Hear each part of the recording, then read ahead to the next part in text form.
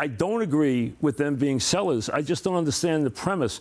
You're a seller because you want to take money and invest it in the other players next year. The Mets don't care about money. So why would they go give away a couple of players who aren't going to bring anything back?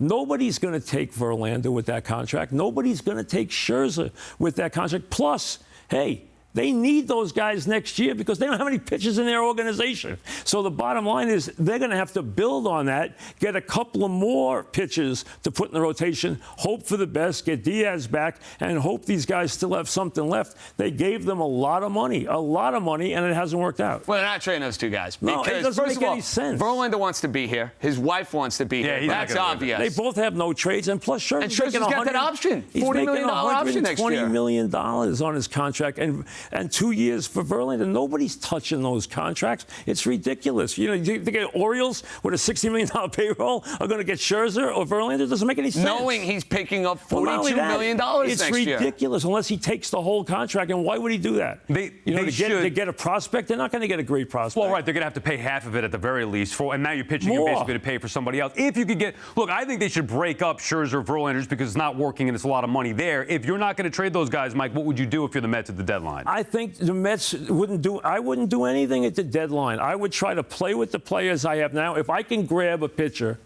and bring him in for the rest of the season, it's just a buy. I'm not giving up any good prospects, but I can pick up a contract and hope to get 5 or 6 good starts out of somebody, or 6 or 7 starts. I would do it. There's nothing wrong with that. The Mets don't have to do anything for next year. They have more money than they know what to do with, but they're going to have to bring in a bunch of players, and they're going to have to get rid of some dead wood on this team.